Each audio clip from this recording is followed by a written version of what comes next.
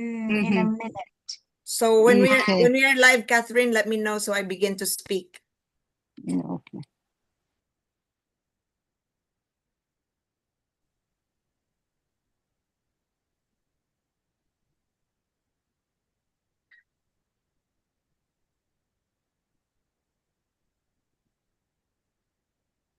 Catherine, you can go on live now. Okay, we're on live. Hi, everyone. Welcome to this parallel event sponsored by the Women's Federation for World Peace International. This is in line with the 2026 High-Level Political Forum on Sustainable Development, which is in the auspices of the United Nations Economic and Social Council. My name is Marivir Montebon. I am a journalist here in New York City, and I am so honored to be your host for this evening. We are going to tackle sustainable development on the ground. How impactful are we? And our focus are the three countries of the Philippines, the US, and Mexico. To formally open and welcome us here, I'd like to call the Women's Federation for World Peace International Vice President and the UN Relations Director for Geneva, New York, and Vienna, the indefatigable Miss Merly Varlaan. Twin, welcome. Thank you very much, our dynamic moderator. And hello, everyone, distinguished speakers, partners, community leaders, colleagues, and friends joining us from the US, the Philippines, Mexico, and around the world. A good evening from New York and good morning to those joining us in Asia and in Europe and in Latin America. Early morning. On behalf of the Women's Federation for World Peace International, the UN Relations Office, it is my honor to welcome you to this HLPF, the High Level Political Forum 2026 parallel event.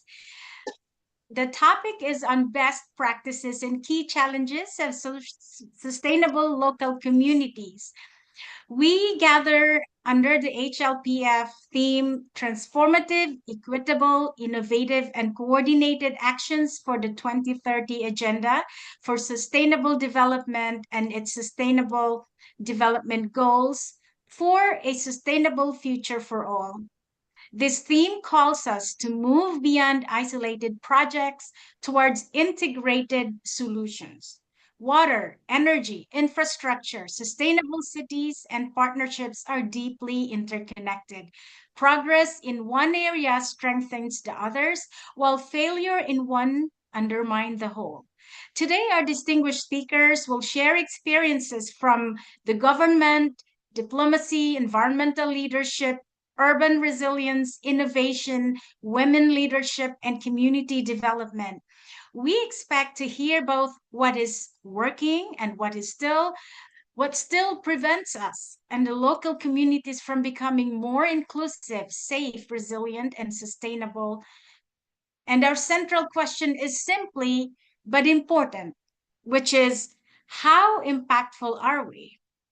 Impact is not a measure only by the number of programs and implemented policies adopted or meetings convened. It is measured by whether people are and we experience safer communities, stronger livelihoods, better services, greater participation, and improved capacity to withstand environmental, social, and economic shocks. Through today's exchange, we hope to identify practical approaches that can be adapted and expanded. Resilient infrastructure, local innovation, inclusive planning, environmental stewardship, community participation, and stronger partnerships among governments, civil society, women's organizations, academia, business, and the local communities. WFWPI holds general consultative status with the Economic and Social Council since 1997. Our organization was founded in 1992 in Korea by the Reverend Dr. Sun Myung Moon and Dr. Hak Jahan Moon, with the national chapters in 128 countries. Through our UN relations offices in New York, Geneva, and Vienna, we work to connect global commitments with local realities and to advance the role of women not only as beneficiaries, but as decision makers, innovators, peace builders, and partners in implementation. We extend our heartfelt appreciation to our distinguished speakers for generously giving your precious time and sharing your knowledge, your experiences, and expertise. Your contributions make this an international exchange both meaningful and actionable. We hope this event will generate new collaboration, shared learning, and concrete follow up. May today's dialogue help us move from discussion to coordinated action, from promising initiatives to sustainable systems, from global goals to measurable improvements in people's lives. Thank you to our speakers, moderator, partners, and organizers, and special mention to WFWP Philippines. Kudos to your work and thank you for co-sponsoring our event today. Once again, welcome and may we have a productive and inspiring discussion. Thank you. Thank you very much, Ms. Marily Barlaan. That was truly inspiring and heartwarming to know the level of work that Women's Federation has been doing. We are a powerhouse of speakers tonight, and I will begin introducing our first speaker. He is our senior consultant and advisor for diplomacy for Women's Federation for World Peace International, no other than Ambassador Mario De Leon Jr. He was the Philippine Consul General in New York and covered 9 other northeastern states from 2011 to 2016. Before he retired from government service in 2017, he was the Assistant Secretary for Financial Management Services and Chief Coordinator for the Foreign Secretary at the Philippine Department of Foreign Affairs.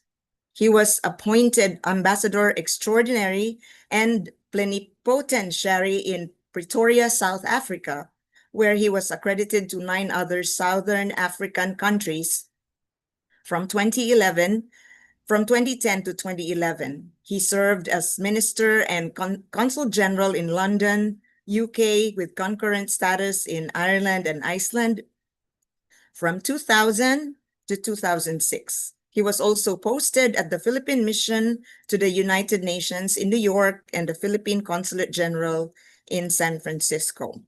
Ladies and gentlemen, to speak to us about to update us about the HLPF that just concluded today and to give us his thoughts on sustainable development, please welcome Honorable Ambassador Mario De Leon Jr. from New York.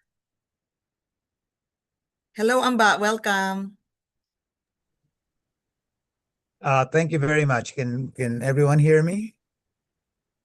Yeah. Well. Anyway, I'd like to thank WFWPI for inviting me as a speaker here.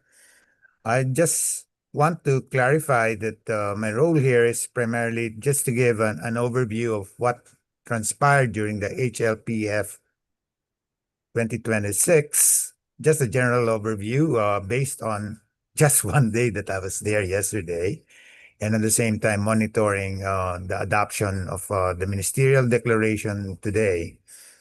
Okay, I'll start with my observations, primarily from the VNR, or the Voluntary National Review, that were presented by several countries yesterday.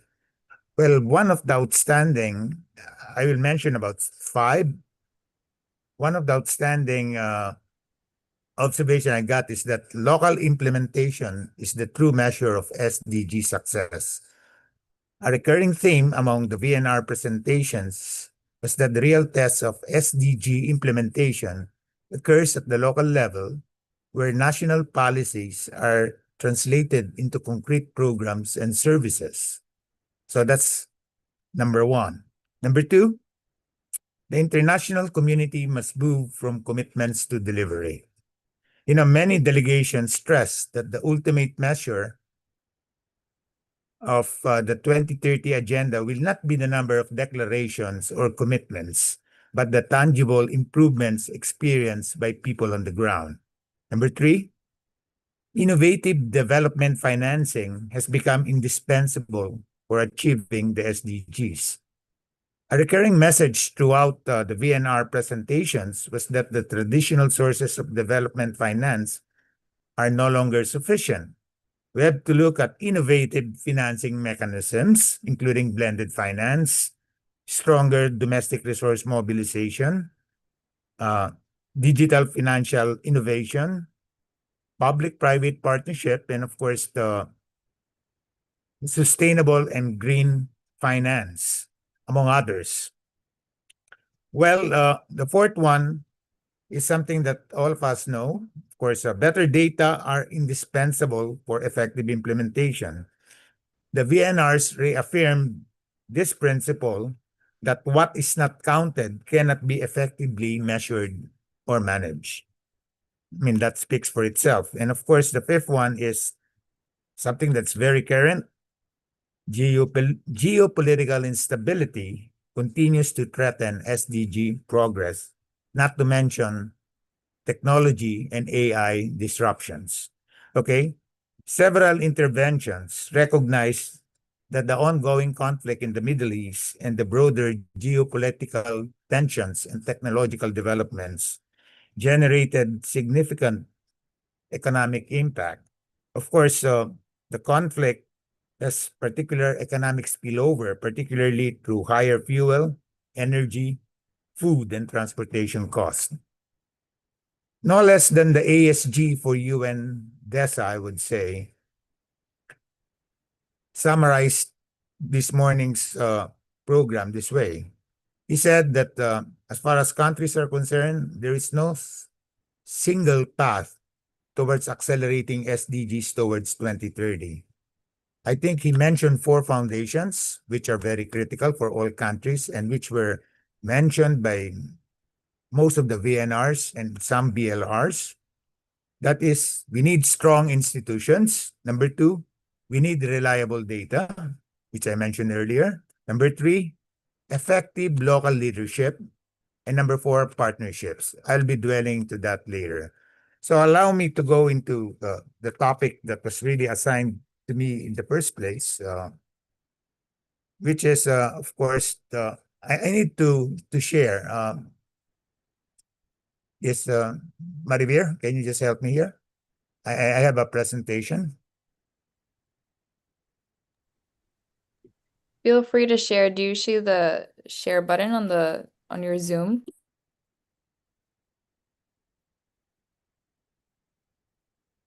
Yeah, wait.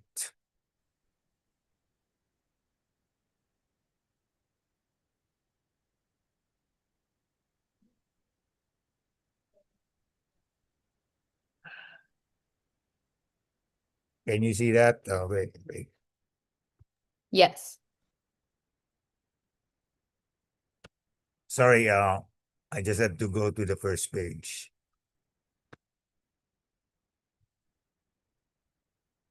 Okay, I'm calling it Rebuilding Forward, Central Visayas and the Test of Resilience, particularly in relation to best practices and key challenges of sustainable local communities in the Philippines in relation to SDG 9, which is all about infrastructure, resilient infrastructure, SDG 11 about smart cities, and SDG 17, which is about partnerships. Now, why Central Visayas? Why now? I mean, I chose Central Visayas primarily because of what happened last year during the last 4 months, where there were two big natural disasters that hit the region. You know, it is very important to see how that particular natural disaster, the twin natural disaster, impacted on the region, particularly in relation to achieving SDG 9, which is resilient infrastructure, SDG 11, sustainable cities, and SDG 17, partnerships. Now, let me just give a regional snapshot. I hope that the assistant director, regional director of DepDev will bear me out on this. Central Visayas is the fourth largest regional economy in the Philippines. That means it's quite wealthy. It has a gross regional domestic product as of 2025 of 1.32 trillion. That's roughly around 22 billion in US dollars. That's regional GDP, okay? Its growth is 3.7% in 2025 over 2024, despite the twin disasters. And it is, the first there means it's the largest urban economy outside Luzon in terms of financial institutions, industrial organizations, and logistics. So I just clarified that, okay? Now, let me go now to the particular phenomenon that I would say that redefined resilience, 5 weeks that redefined resilience. On September 30, 2025, an earthquake with a magnitude of 6.9 hit northern Cebu, particularly Bogo City. It affected 754,000 people or 218,000 families, with 72 confirmed casualties or fatalities in Cebu alone. Now, in November 4, 2025, just 5 weeks after, Typhoon Tino, international name Kalmegi, brought cataclysmic floods to Cebu in Central Visayas and the whole region. At least there were 150 confirmed fatalities, 79 remained missing, and 4.2 million people were affected. So that's a lot of damage that happened. About 186 million homes were, no, I think 186,000 homes were damaged. Now, November 25, moving forward, the province of Cebu was in a state of calamity and estimated Philippines 19.2 billion budget is needed to rebuild or to restore what has been destroyed. And in May 4, 2026, 6 months after, the state of calamity was lifted and shifted to long-term recovery and rehabilitation. Now, what I want to say is because of what happened here, we can now go into analyzing SDG 9, which is all about building resilient infrastructure. I'll have to be very candid about what happened. Here, we have to rebuild smarter, not just faster. Now, some of the challenges exposes are the following. Power lines were down, dozens of plants stripped offline across the grid. Days-long loss of electricity and signal in hard-hit towns.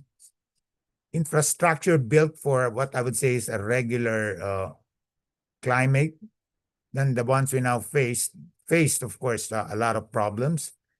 And in terms of direct infrastructure damage, a total of about 1.98 billion in pesos, or roughly $320 million, were incurred, happened, right?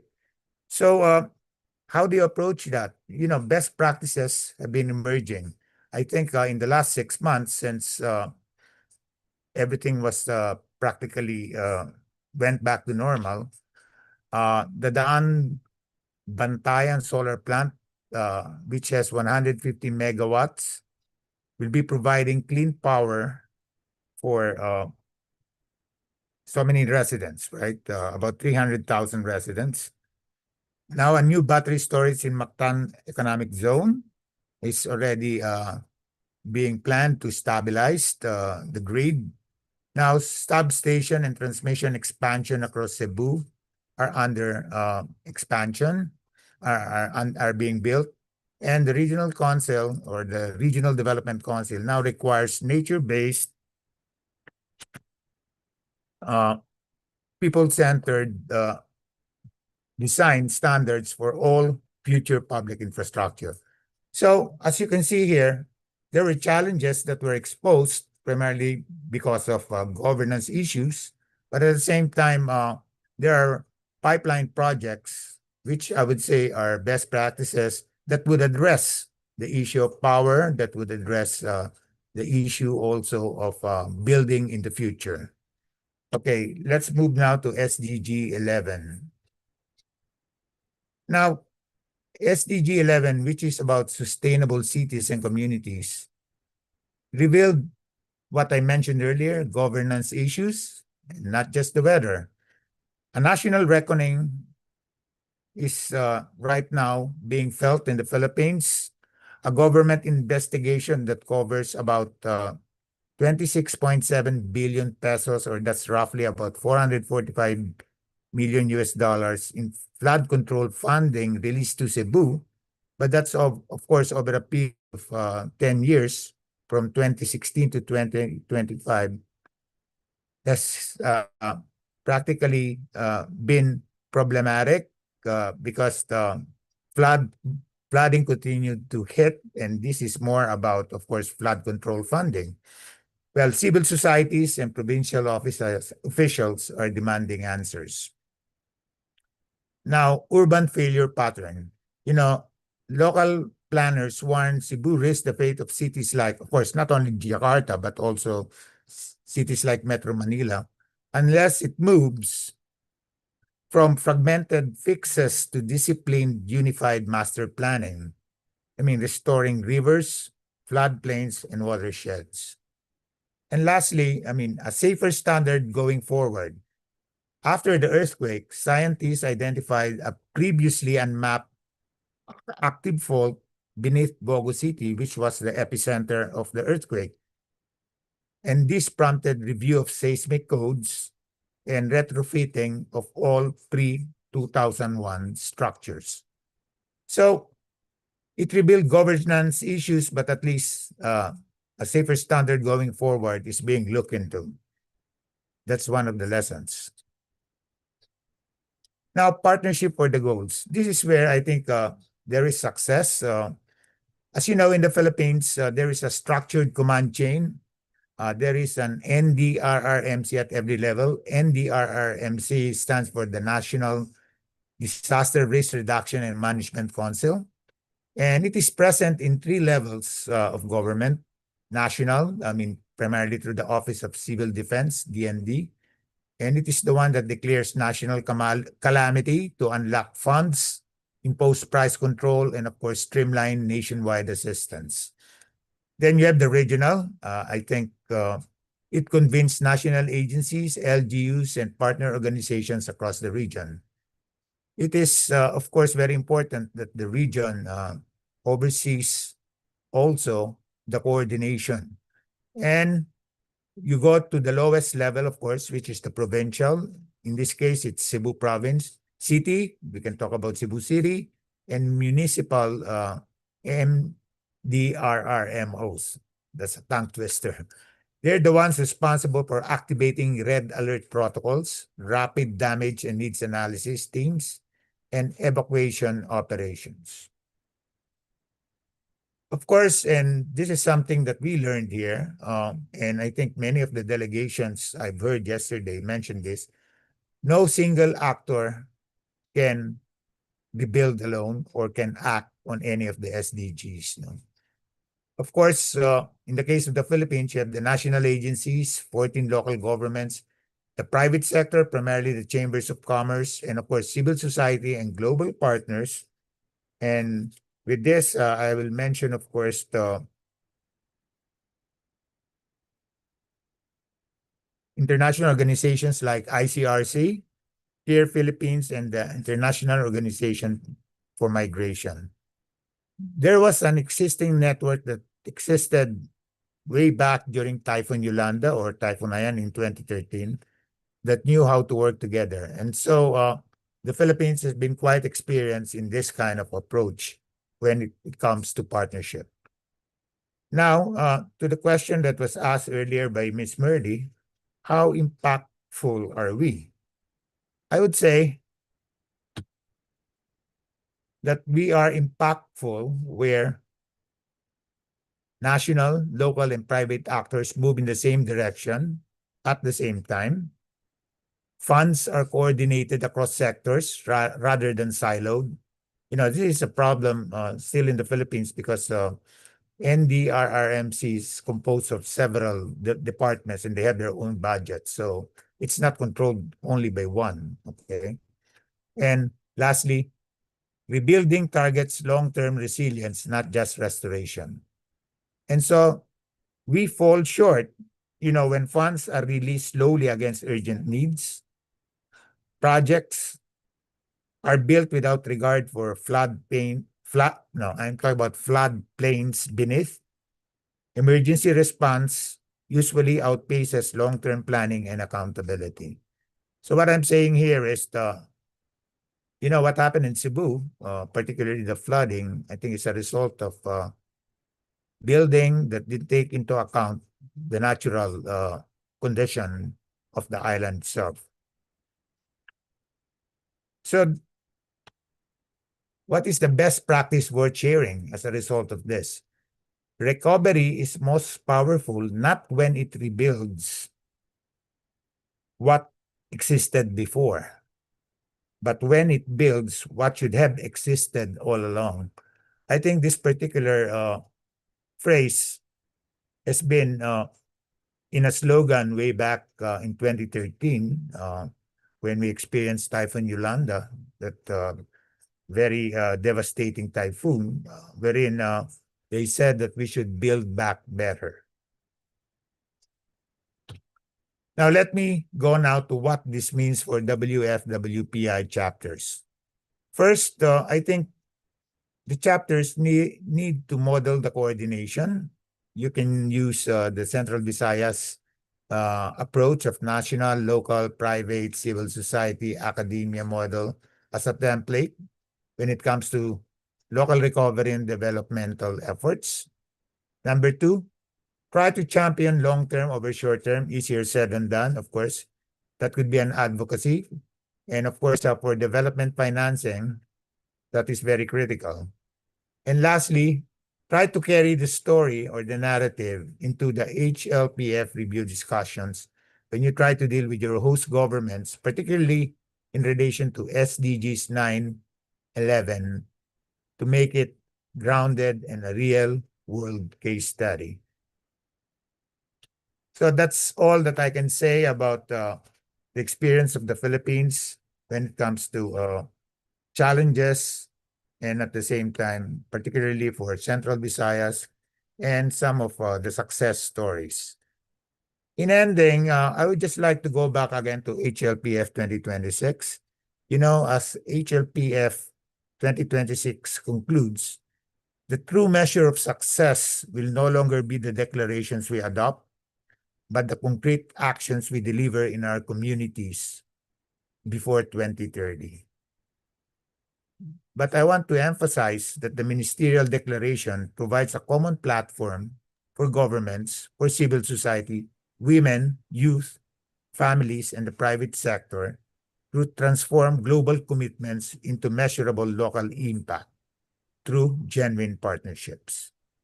And for WFWPI, this is both an invitation and a responsibility to help bridge global policy and community actions by building a culture of peace, which is what we're doing, strengthening families, empowering women, and demonstrating that sustainable development begins with people and partnerships. So, maraming salamat po. Thank you. And I look forward to hearing all the other speakers. Thank you very much, Ambassador Mario De Leon Jr. That was an extensive and deep dive presentation of sustainable development and the lessons that we have to learn and implement in order to be truly sustainable, especially in Cebu. And now, ladies and gentlemen, our next speaker is the Assistant Regional Director of DepDev. DepDev used to be the NEDA, or the National Economic Development Authority of the Philippines. Evelyn Nacario Castro is also the Secretary of Central Visayas Regional Development Council. Oh, Amba, you can already stop sharing I your already screen. stopped. Yeah, and so we can go back to there you go, screen mode. Thank you.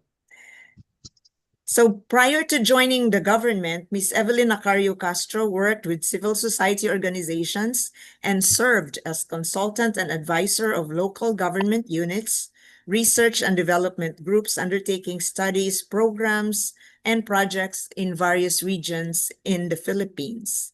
She is a development practitioner with 3 decades of engagement in sustainable development arena. As a convener, she organized the Impact Foundation. This is ideas mobilizing people to act in the community together, and the multi-sectoral advisory group to help local governments, health and welfare organizations, and communities to address needs brought about by emergencies, calamities, COVID-19 pandemic in 2020 to early 2022. In her previous position as executive director of the Eduardo Aboitiz Development Studies Center and vice president of governance and linkages of the Ramon Aboitiz Foundation Incorporated, one of the biggest nonprofit foundations in the Philippines, she conceptualized, directed, among other initiatives and programs, the implementation of youth leadership and citizenship development, an exchange program anchored on the UN Millennium Development Goals. So she is not a stranger to SDGs as well. So also, I'd like to tell everyone that in my being a journalist in Cebu, ARD Evelyn Nacario Castro was the one who really mentored me to truly understanding watersheds, communities of trees. We need to support them because they support the lives of everyone. So perhaps ARD has not remembered that, but I remember that, and that has sustained me in my coverage for environment issues. Ladies and gentlemen, let's welcome ARD Evelyn Nacario Castro. Thank you very much, Ms. Maravir. Thank you to the Women's Federation for this opportunity and privilege to be with you this morning. I'd like to really thank Ambassador De Leon for making a very good presentation focusing on Central Visayas. Very well done, Ambassador. In fact, you have provided really the latest figures and, of course, the situation from Cebu and Central Visayas for that matter. So for everybody, good morning from the Philippines, Cebu, maayong buntag sa tanan. First of all, and once again, thank you to the Women's Federation under Ms. Merly Balan and the rest of the leadership of WFWPI. So it's as difficult as DepDev for inviting the Department of Economy, Planning and Development, Central Visayas Regional Office. We call it DepDev now. It sounds like DepEd. It's not. Correct. This international side event aligned with the UN Economic and Social Council's high-level political forum on sustainable development. So we're going international. Thank you. The key question posed to us is how impactful are we? Best practices and key challenges of sustainable local communities. By way of context, allow me to briefly situate our audience to where I'm working and residing and where our area of responsibility is. As I'm speaking to an international audience, allow me to bring you to the Philippines. Situated at the eastern edge of Southeast Asia, the Philippines is a dynamic archipelagic nation that serves as a vital maritime crossroads and one of Southeast Asia's fastest growing economies, driving resilient, sustainable development. In fact, in 2023 and through early 2024, the Philippines recorded the fastest economic growth among its key ASEAN 6 peers. It's posted at the time a strong GDP growth of 5.6% in 2024, ranking third in Asia. For 2026, we all know that growth forecasts differ due to rising inflation and global energy shocks.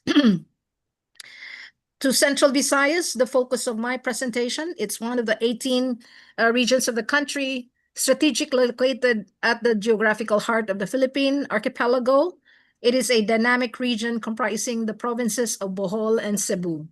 There has been this change with the issuance of RA 12,000, which administratively carved out the provinces of Negros Oriental and Siquijor from what used to be Central Visayas.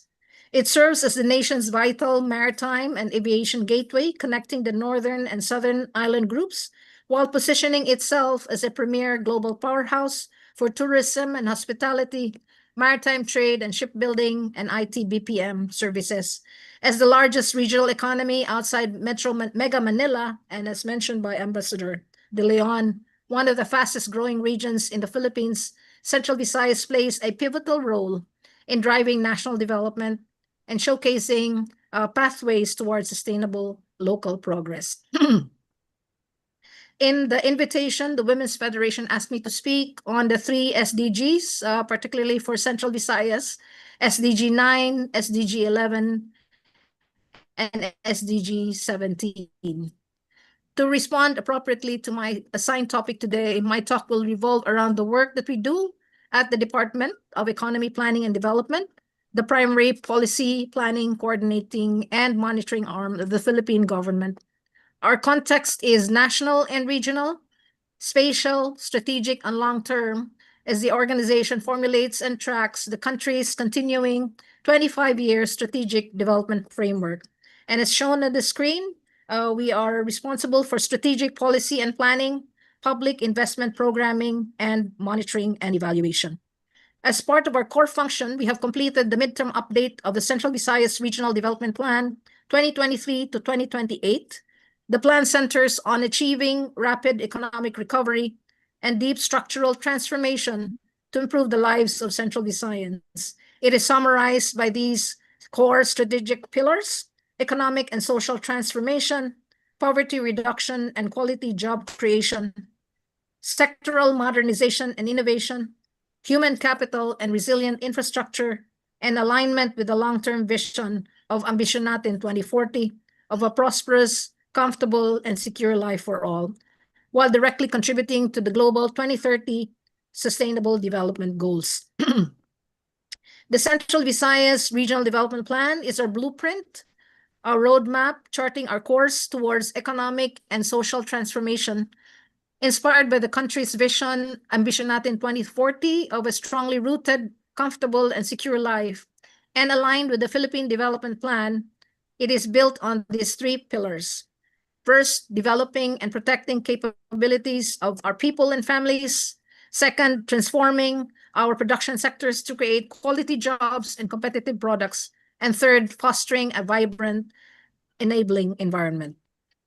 Moving to our core regional strategies, the Central Visayas Regional Development Plan drives progress across 3 primary pillars. First, boosting economic complexity and industry readiness. We are actively implementing the Tatak Pinoy, proudly Filipino Act, alongside the 2026 Strategic Investments Priority Plan, building strong industry, government, academe alliances for technology and innovation, and establishing ready-for-occupancy zones to attract light industries. Second, building resilient infrastructure and water security. We are integrating master planning for all infrastructure, strengthening project implementation, coordination, and scaling up water and sanitation projects, which includes utilizing irrigation dams to secure our water supply. Third, protecting our assets and local planning. We are capacitating our protected area management offices while enjoining local governments to update their comprehensive land use plans to ensure sustainable, aligned, and future-proof growth. So, in fact, the twin disasters last year really becomes also an impetus for the local government units to revisit their land use and development plans. To provide the long-term spatial framework and as an anchor for our regional development goals, translating them into physical reality, the Central Visayas Regional Physical Framework Plan 2026 to 2050 serves as our long-term spatial blueprint, guiding land use and infrastructure to build cities and human settlements that are inclusive, safe, resilient, and sustainable. Drawing inspiration from Puso. I guess people from the Philippines, particularly from Visayas, would know what Puso is. This is the hanging rice. The picture on the slide will show you. This is the metaphor for this regional physical framework plan. The Puso network serves as a spatial development framework, and the map on the left shows the conceptual development of this network. Beyond its physical form, Puso carries deep cultural meaning for Central Visayas. It is associated with communal eating, shared spaces, and everyday exchanges in markets, ports, and carinderias. These are the same spaces where economic and social interactions naturally occur.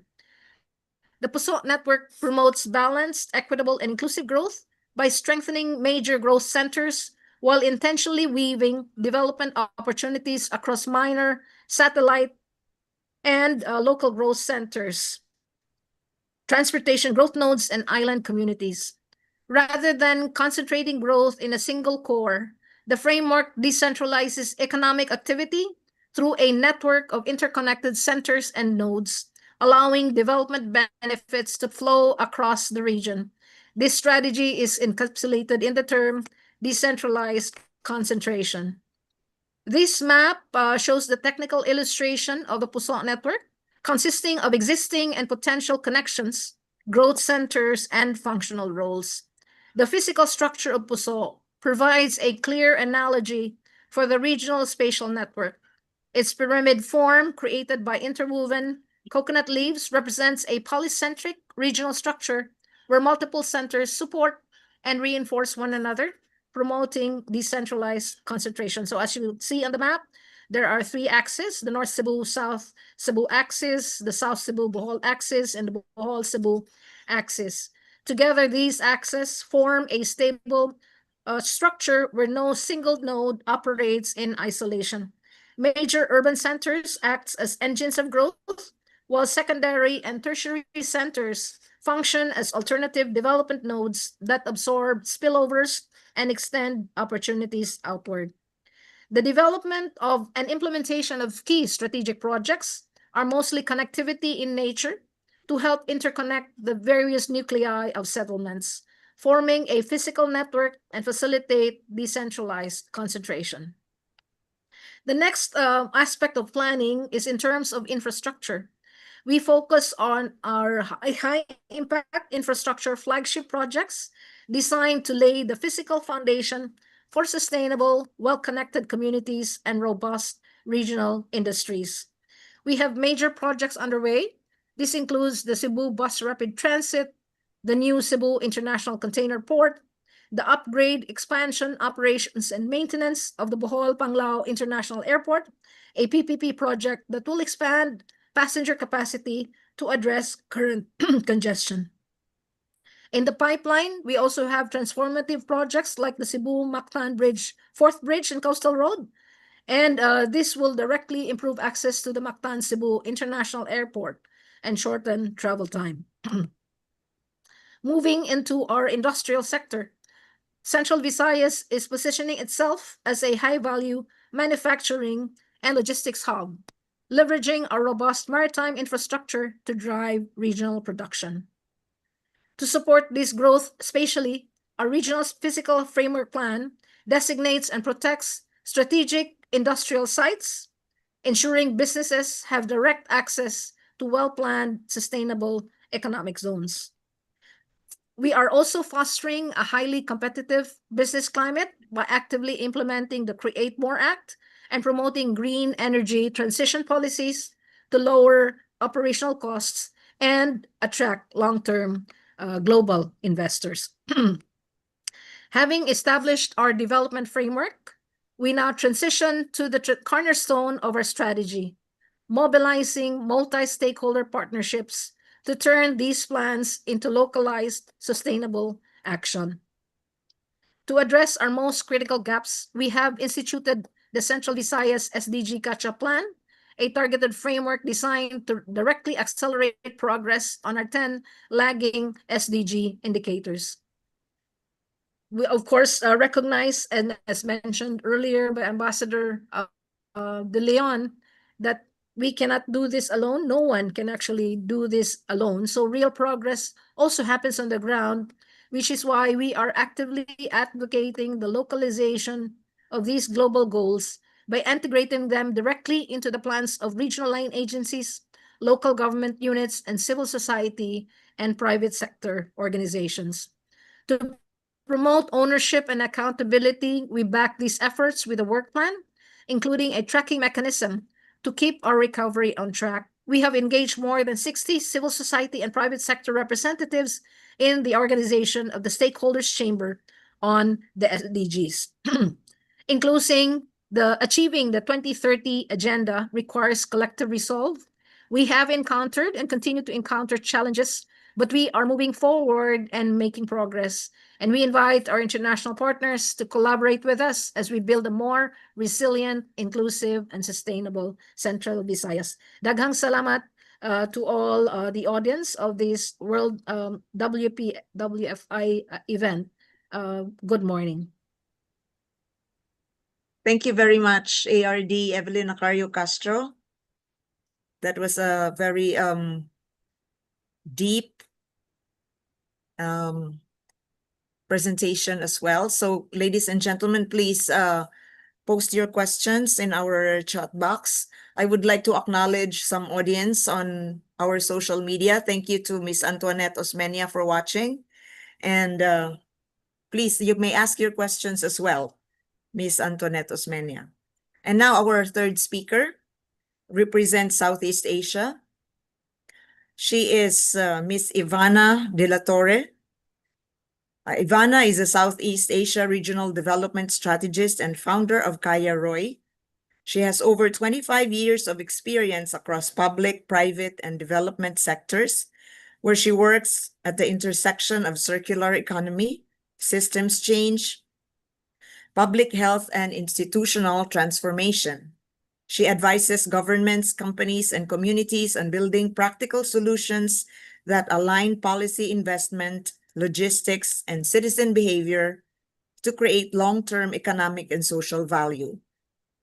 She is also Chief Curator of HERD, a platform advancing female leadership across Southeast Asia as a driver of stronger institutions and more competitive economies. She used to be she has senior leadership roles with Coca-Cola, Sanofi Philippines, Asia Group Advisors, and APCO Worldwide, and served as Vice Chair of the Coca-Cola Foundation Philippines. Ladies and gentlemen, let's welcome Ivana de la Torre. Ivana, thank you for joining us tonight. Good morning, everybody. Let me just share my screen.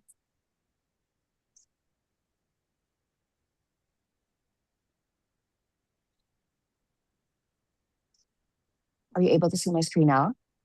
Yes. That's great. Thank you. Thanks, Maribel.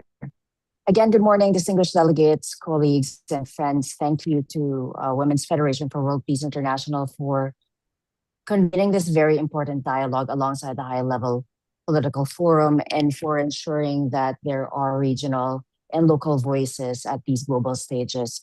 As someone who has worked across Southeast Asia in sustainable development and female leadership, I'd like to share one observation that has fundamentally changed how I think about sustainable development goals. So we've read the report. The Secretary General's report reminds us that only 36% of measurable SDG targets are on track or making moderate progress. Nearly half are progressing too slowly, while 15% have regressed since 2015. We have less than 5 years to deliver on the 2030 agenda. And again, for someone working on the ground, the reality that we see is we don't have an innovation deficit, we have an implementation deficit. And here's why Southeast Asia matters. Southeast Asia is home to 11 sovereign states and nearly 690 million people. Collectively, we form one of the world's largest economies. If the SDGs are to succeed globally, they must succeed in regions like ours. What we've learned, though, is that there is no single development model. Singapore, Indonesia, Thailand, Vietnam, Malaysia, and the Philippines, and all the other markets or countries in the region all succeed in different ways. There is no Southeast Asia model. There are, however, Southeast Asia shared lessons or learnings. Singapore teaches us that sustainable development depends on institutions. Its greatest strength is not simply good policy.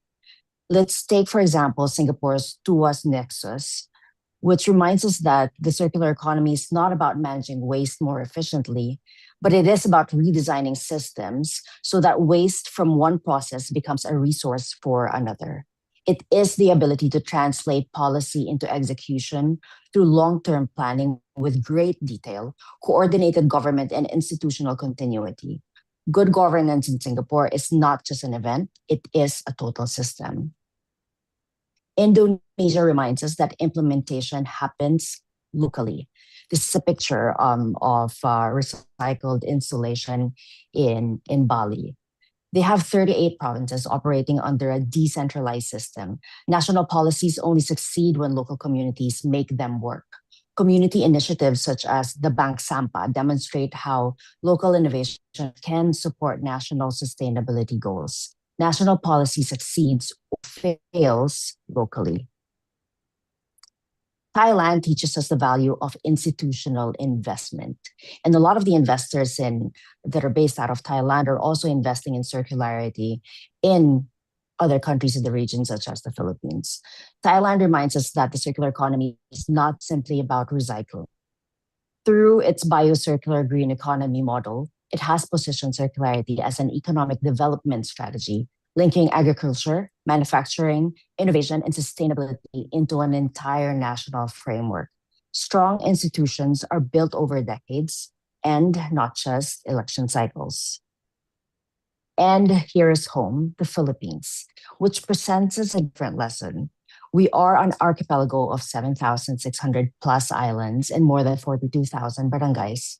We have no shortage of ideas and talent or even civic energy. Our challenge is in ensuring that strong policies consistently become strong implementation. That is our biggest gap.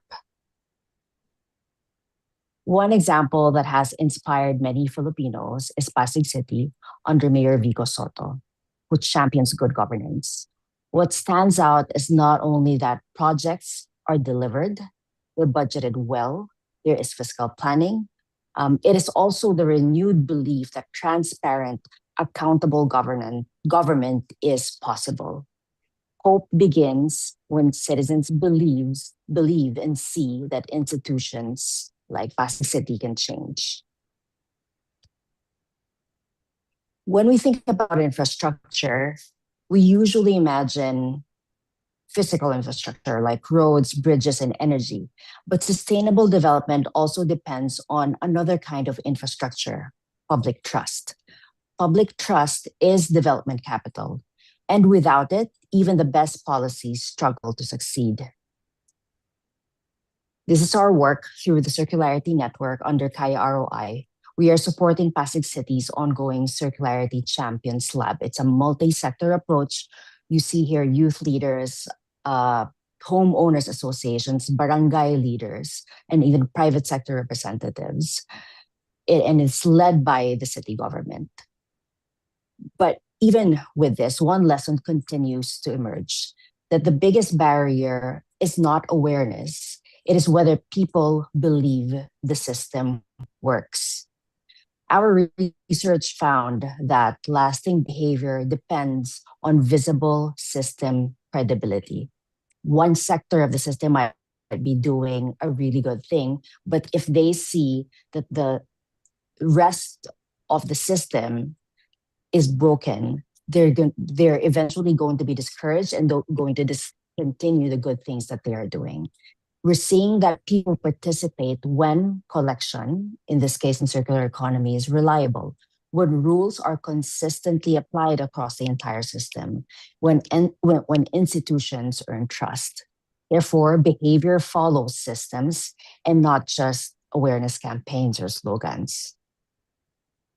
The SDGs are integrated because communities and families experience life in very integrated ways. Waste is connected to health to livelihoods to education, climate to governance. Communities and families do not experience problems in silos, and therefore our programs should also not be experienced in silos.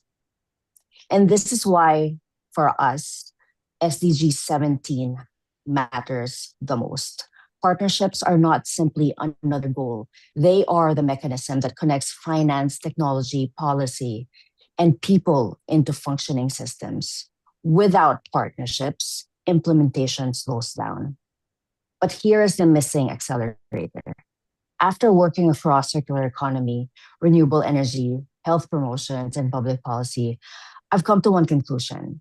Sustainable development is not only a policy challenge, it is a leadership challenge because leaders determine whether institutions learn, whether partnerships endure, and whether good ideas become lasting systems. And that realization led us to establish HERD. We believe the future of sustainable development depends on leaders who can work across sectors, across cultures, across borders, especially female leaders whose perspectives remain underrepresented in many of the decisions shaping our economies, cities, and communities. And if institutions are the engines for development, leadership, as we see, is the fuel.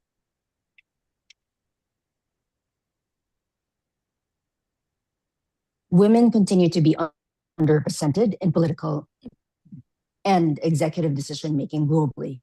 This is not only a question of representation, excuse me. It is a question, give me a second.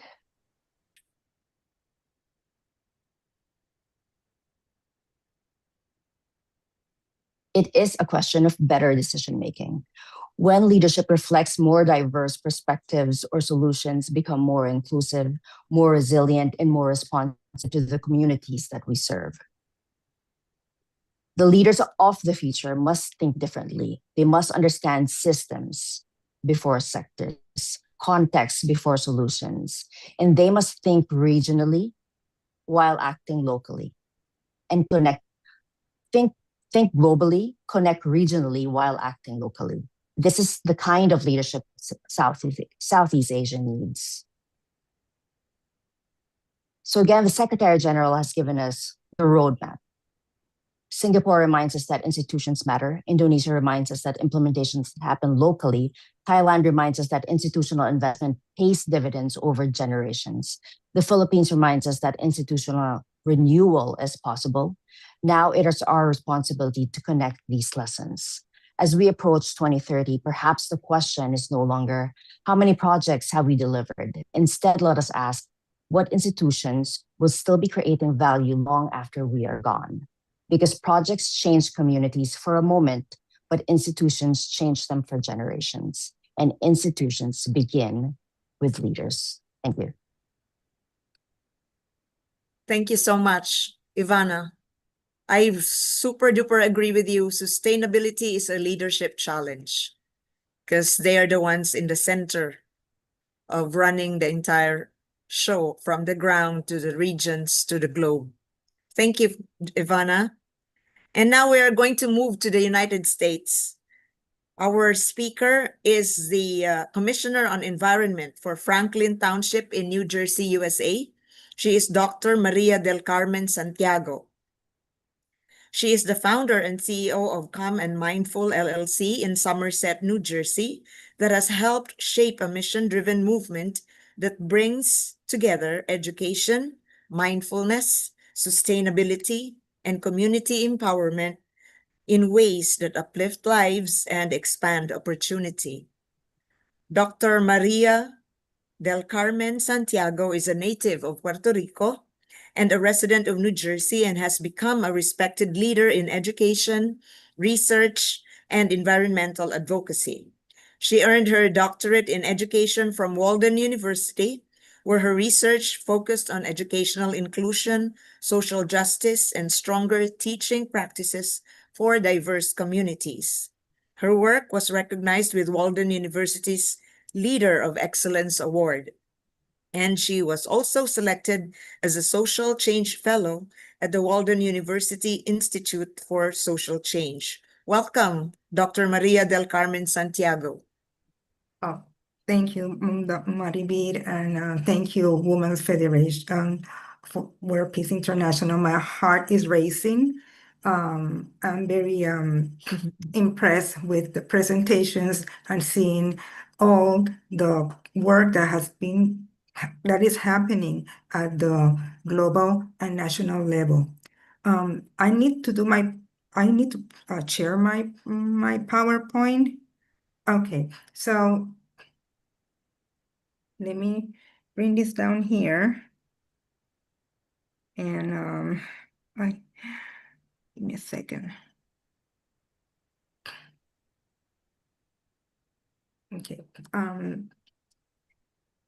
Good morning, and those of you who are in Asia, and good evening, those who are here in the Eastern and Standard Time Zone. Thank you to the organizers of this high-level political forum session for the invitation to speak.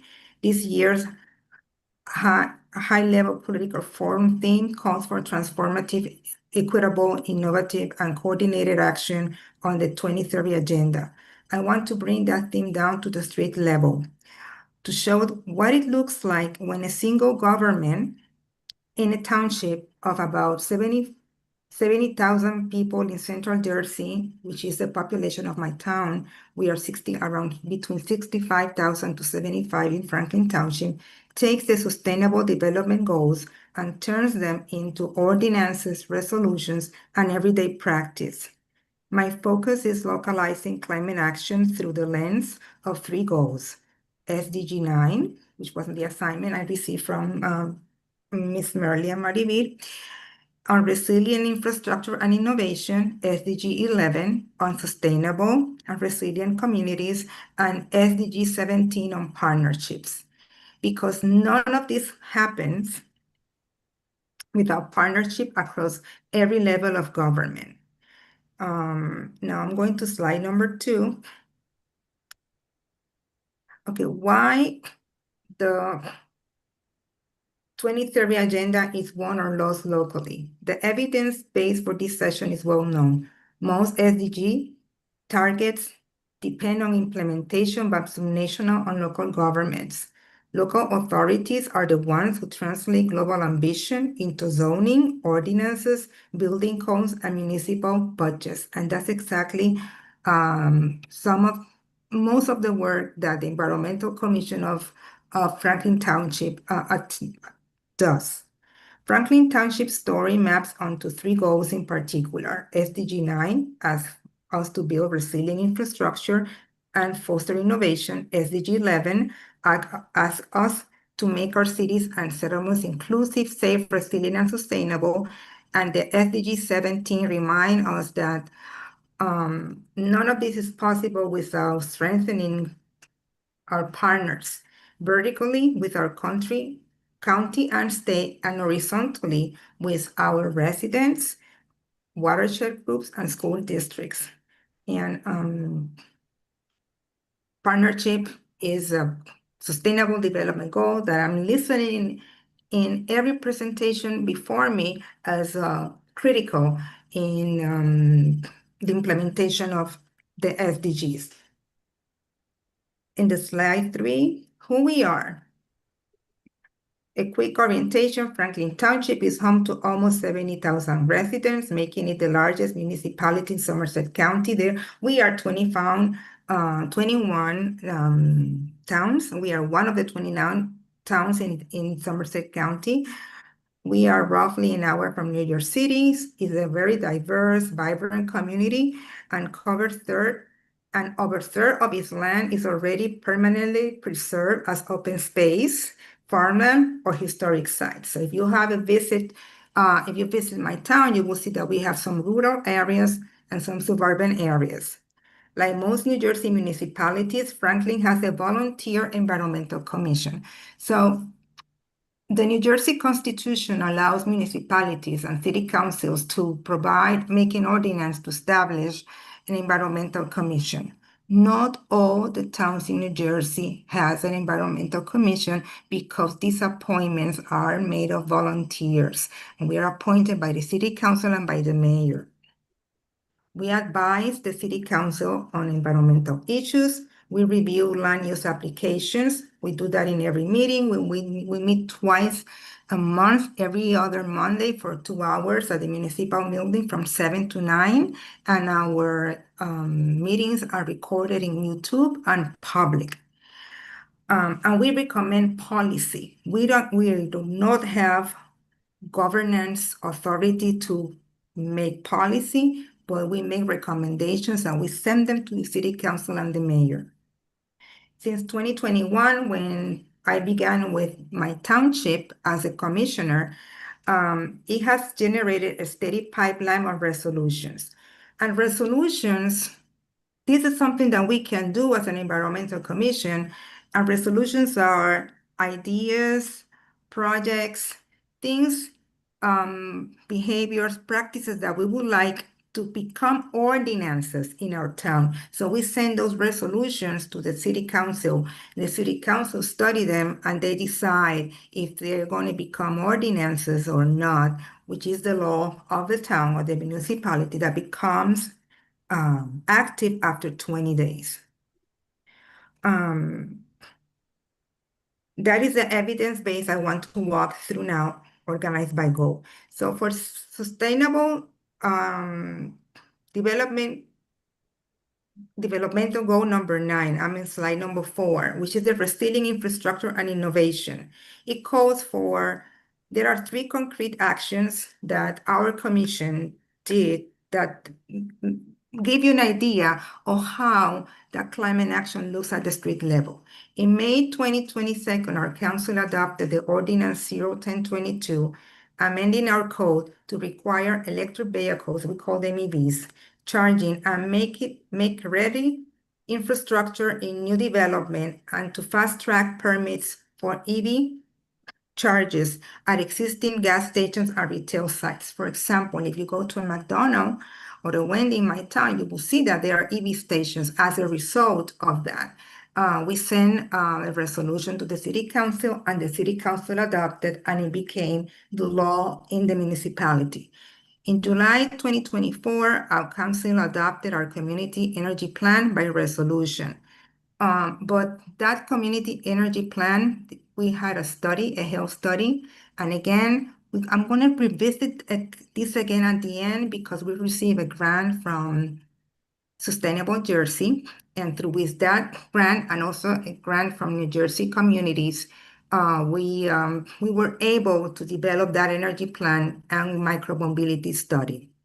A plan built with a $10,000 state grant and technical support from Sustainable Jersey and paired with a micromobility study so that safe walking, biking, and low carbon transportation options are part of the infrastructure. If you visit my town, you'll see at the outskirts that we have residentials for senior citizens. And for them to go to the township or to go to their municipality offices is a little, going in and walking is far for them. So in our study, we were trying to find ways to make transportation accessible for them to the post office, to the municipal building, and the senior center.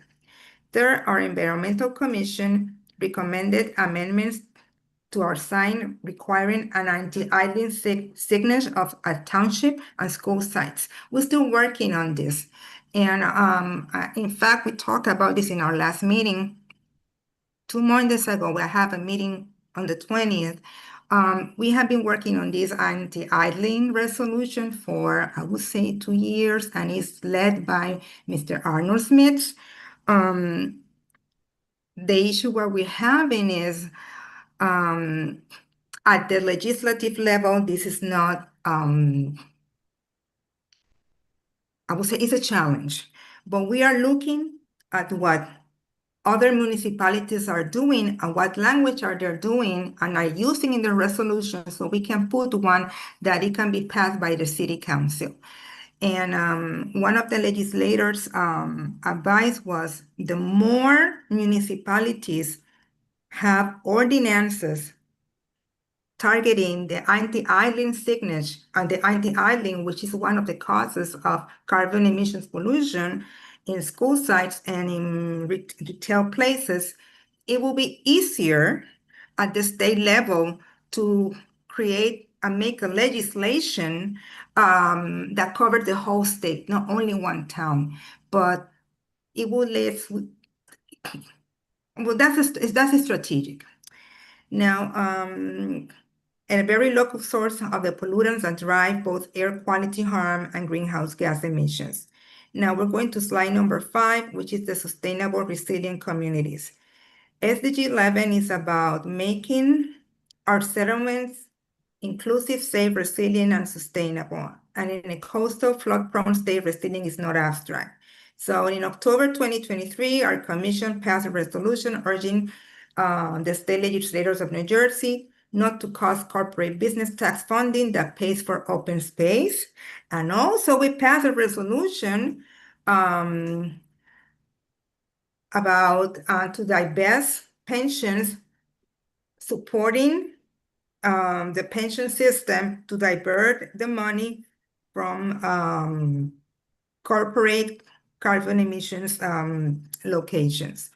So the tax funding that pays open space, farmland, and brownfield cleanup. And when we talk about brownfield cleanup, we're talking about the super fund sites, and we have one in our town, protecting more than 1/3 of our land already preserved. Going back to August 2021, our commission called on the state system to divest, I've mentioned that before, from fossil fuels. And this is something that the state pension of teachers have been working, I would say, for like 6-7 years. And we passed a resolution, and we sent a resolution to the city council for them to make an ordinance. Explicitly citing Franklin's own experience with hurricanes Irene, Sandy, and Isaias. I have to share also, we have issue with flooding as a result of a lot of impervious surfaces, because we have warehouses, a proliferation of warehouses and industries in our town that we are trying to limit because that causes noise pollution and also, oh my goodness, light pollution. At this moment, we are working as we keep speaking with International Dark Skies. You can look that you can Google that to reduce the light pollution of all these signatures that are in our town, because this is making this is affecting our circadian rhythm, our biodiversity, and it's making our deers confused. So you could see deers running around and being impacted by cars because the lightning, they don't have space. They don't find a forest or space to hide, because this is a land, I would say, open space. Okay, and also, and our council passed a resolution supporting the New Jersey Green Amendment. The Green Amendment, I would say it happened before I moved to Franklin, I would say before COVID. And this movement started in Massachusetts and PA. We had passed a resolution in 2025. The city council adopted it. And we were one of many municipalities with that ordinance and resolution. So it became easier for the assemblymen and the senators to make an amendment in our state constitution. And now it's part of New Jersey Constitution. The importance of this Green Amendment is it sets any project or permit that is going to cause harm to biodiversity and also our lives, or impact the environment in ways that are going to cause, I would say, irreversible harm. That sets the tone for them to be liable, and we can bring them to court. Without that Green Amendment, this part of our Constitution, state constitution, and Bill of Rights, we as humans and residents of New Jersey, we have the right to have an environment that is suitable and healthy for everyone. Then at the everyday level, our commission runs a voluntary Keep the Stuff program with local restaurants. I was part of this, and my job as the Spanish-speaking person in the commission was to visit all the retailers and restaurants that where the owners spoke Spanish, and I gave them the information about that campaign. The good thing about this is before Governor Murphy left in 2025, I think one of the two last laws that he signed before leaving office was skip the stuff. So we kind of stopped the campaign because now it's not only a municipality ordinance, now it's a state law. And skip the stuff means when you go to a retail, this is to avoid the proliferation and consumption of plastics. You want to, if the customer needs a fork, a knife, a plastic knife, or straw, or yeah, it can be done. The retailer can give that to them, but they have to request it. Usually, when we buy. We go to our fast food, they throw a bunch of, there are many envelopes with ketchup or other sauces, and that end up where? That we don't use, we don't eat, and they up on trash. So to avoid that kind of waste, to reduce that waste, that's why we work on that ordinance. Now we're going to slide number 6, partnerships for implementation. We would like to, excuse me, Dr. Maria, can we wrap up already because we are over time? Okay. Yeah. So, Thank okay, you. now, I think we're finishing. Okay, let me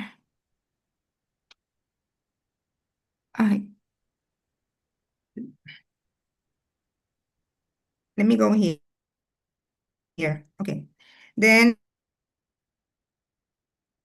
action without partnerships. So vertically, vertically, we are partnering with the New Jersey, the NJBPU, with they co-founded the Community Energy Plan with Sustainable Jersey, and also with other commissions and school districts.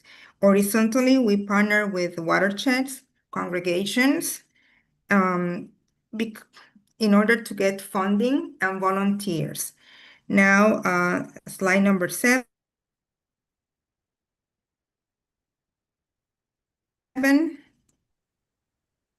Okay, let me go here so I can finish this.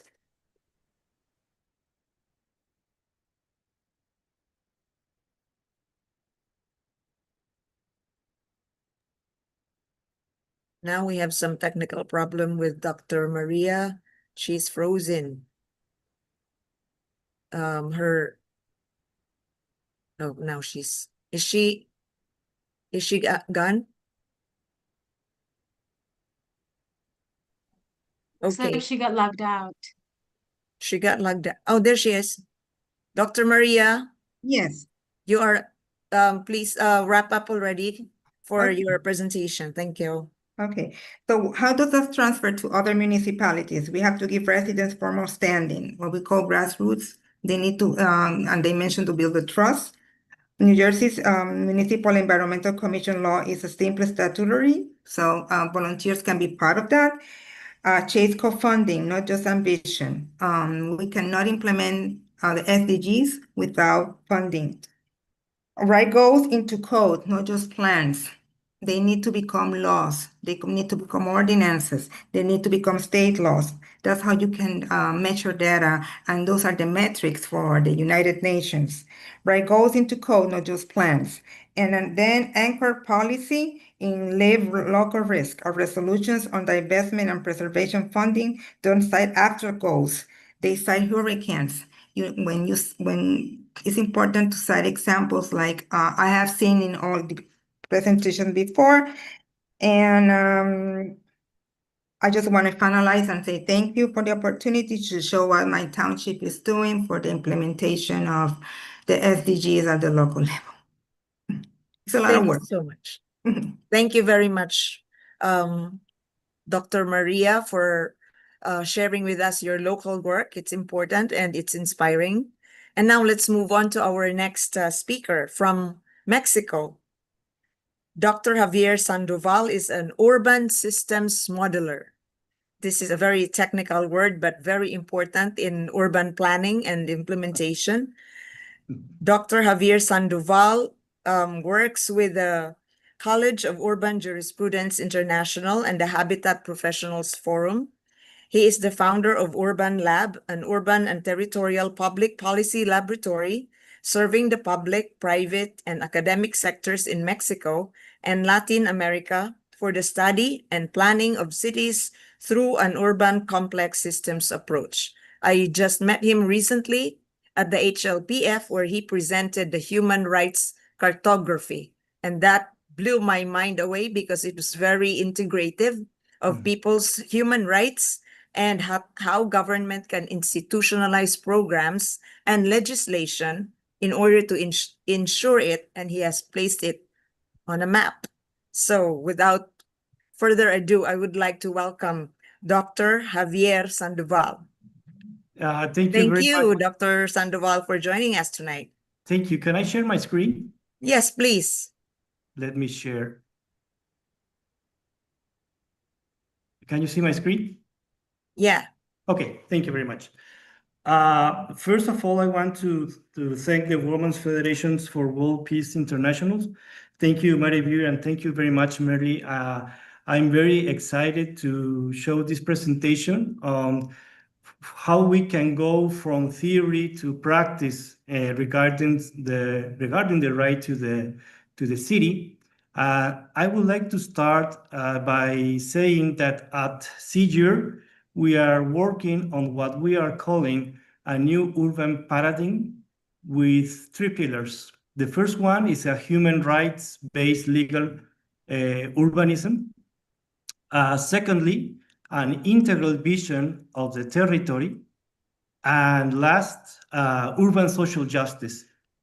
And it's a pleasure for me to present some concrete examples of how we can transfer these pillars to what we are called here urban development programs or plans.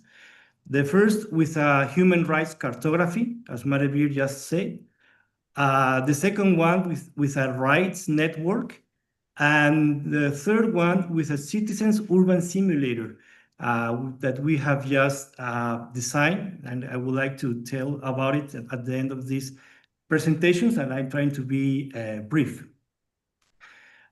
This is a somewhat technical presentation because it's a way how we can bring to practice what we all have been hearing about.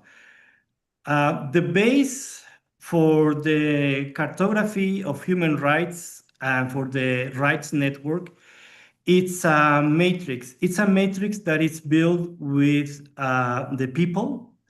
And the first step is to know from the people, to have some questions so that at the end of these exercises of the people who live in the area on which we are making these urban plans can tell us what are the critical factors that influence the current state of the territory. So it will vary from region to region. That is very important. It's not a generic exercise. So what I'm showing here on screen is a very simplistic example of what I'm saying. Let's say that the list of critical factors are the rows. So in the zone that we're going to show, some critical factors are drought. We have very scarce water. There is a river that crosses the urban area, a stream. Other factors are natural vegetation, low density population. There is a red light district, lack of pedestrian infrastructure, etc. With this list, we make a matrix so we can compare the impacts that each critical factor has on human rights. So the human rights are the columns, and the critical factors are the rows. For example, drought impacts human right number 1, 4, 5, and 7. I'm saying them as numbers right now for a generic example. And this is the base of what we are talking about. To make this cartography, the most important thing is that we can express those critical factors into space, into maps, into polygons. In this matter, we have a map of areas affected by drought. We have a polygon of the stream. We have polygons of vegetation. We have identified polygons of where is the lowest density in the city, etc. We can apply this selection of maps to a single human right. Let's say, for example, that human right number 1 is the right to the city. If we want to know the current state of the human rights, we must first identify what critical factors are impacting them through this matrix. We then make an overlay cartography of these several maps, and we have a result like this. This is a map of the right to the city that is a sum of all the critical factors that are affecting this right. The critical factors we get them from people, and also the people try to identify which critical factor is impacting which human right. This is a streetlight interpretation. That means that the harder or the redder the color, the human right is more vulnerable. And the green doesn't mean that it is perfect, that it is okay. It only means that compared to the most red or most impacted, that is the area less impacted by that human right. I can show you another example. Here is the cartography of the map to the right to a healthy environment. For example, for this map, we accounted for where our industries are located, where our trash located, many critical factors that together people think, and with specialists also reviewing this matrix, impact the right to a healthy environment. Now, this is very important. I think is very relevant, because this way we can now know in which parts of the city each human right is more impacted. And also it can give us some beginning ideas of what type of projects are needed. This is a real life example. This is an urban this is called a partial urban development program for the city of Ensenada, Mexico. This is an official document. It has been published. And I think we think at TYR, we haven't seen another example of urban planning anywhere. And we're very happy to show these results with you. This is a cartography of human rights. Now, going back to the matrix, there is another product that comes from it. For example, in the previous matrix, let's say drought impacts human right number 1. That is a relation. That is a relation. The critical factor is symbolized as a blue box, and the human right as an orange circle. So there is a line from drought to human rights. That's only one relation of impact. Imagine we have a list of, in real life for this exercise, of around 60 critical factors and a great number of human rights. So the real life exercise that resulted from this is this network. this human rights network. Now, this human rights network, we think is very important, not only because visually it shows how interrelated are urban critical factors with human rights. This, again, I want to stress out that the critical factors were mentioned by the people who live in this zone of the city of Ensenada, Mexico, but also it reveals a non-trivial relations between critical factors and human rights. It is very interesting because when people are making the exercise, they don't think of the whole network, how it all relates to each other. Each one tries to make the ratings and put what the critical factors are, etc. And when we add it all together as a natural structure emerges, what can we do with this network? Well, we can do some basic things, but very important things, because, for example, we can know which human right is more impacted. In the context of a network, critical factors and human rights are nodes, and the lines are connections between them. That means that in this network that we are seeing, the biggest the circle is, it means that the more impact is receiving from the rest of the environment of the network. The same way, the bigger the blue square it is, the bigger the number of relations it has with the rest of the human rights. In this matter, we have a first interpretation. We can, if we can make zoom to the nodes, to the bigger ones, to see which are most impacted, or the critical factors that are more relevant. That is a way to interpret the network.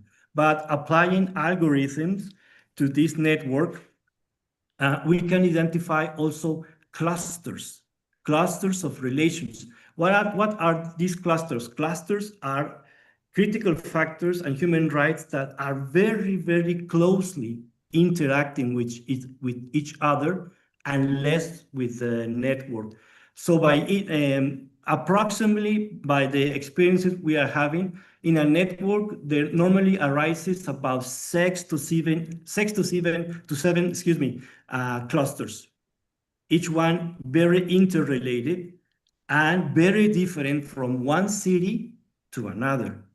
Now, this is the network for the city of Ensenada. I would like to show you how we are applying this to an urban development program. This is for the city of Mazatlan, also in Mexico. This is a real-life example of an urban development program. We try to avoid in this urban development program a very heavy diagnostic with many pages of many technical specifications. Normally, diagnostics, it's around 200. I have just elaborated a state program. It has more than 500 pages of only diagnostics. So in this example specifically that I'm showing right now, we only made five network analysis cards, 5 pages. And if you wanted to know more about it, you go to a numbers specifying the card to see more details. This card, it is intended so someone who has to make a fast choice or want to know strictly what is more relevant to take account into a decision, these cards can be helpful. These cards have a cluster description. You can see in the upper part, it's a very, very brief descriptions of how the nodes are interrelated into each other. In this case, the bigger node is urban expansion, in this card in particular. And you can see the green nodes how are related in this cluster. You can see land use changes, the loss of natural space, and so on. So you can have a cluster description. You see the cluster. Below, there is a relevant data section, very, very brief part. We try to show numeric data. And to the other side, we see how the cluster relates to the rest of the system. In this manner, each person that looks at this network can even have their own conclusions on how this is working. And I think it's better than just reading paragraphs, is that you see how the network is interconnected, the size of the nodes and all that. And at the final part of this analysis card, there is a place of suggested actions, projects, etc. I repeat, 5 pages only, one network analysis per page. And if you wanted to know more, you read the cluster description, and it's, for example, if it says water in the description about something, water is closed in brackets in one number, and you go to the last part of the document, you search for that number that applies to water, and it's now, yes, in there, a long description of water and data and all that, but this is a very brief description. So this is a network, rights network. And the third part, and lastly, just to finish my presentations, the matrix is also a foundation for it to understand the urban system. And this is a citizens urban simulator for public participation. This is according to the International Participatory Charter, principle number 10, that states promoting the sharing of knowledge demands share and equal access to knowledge, including harnessing the potential of digital technologies through an integrated open data framework and link digital tools with public consultations functions. So this was, as a matter of fact, this is used in a public consultation. Last year, I was making an urban development program of a city in Mexico that is called San Quintin, Mexico. And you can see a picture of people in the consultation. And on the right side, you can see a table in which we implemented this urban simulator. This urban simulator was a design of a software to make it the most easy use by any people, any person that wanted to participate, and they could, I would use the word, they could play with the city, with their city that it is shown in the computer. You can play with urban policies. You can play with what happens if there is more or less urban control. What happens if there is low or higher density? What happens if we urbanize more or less lots? And I was very excited to hear from the woman that you see in the picture in red.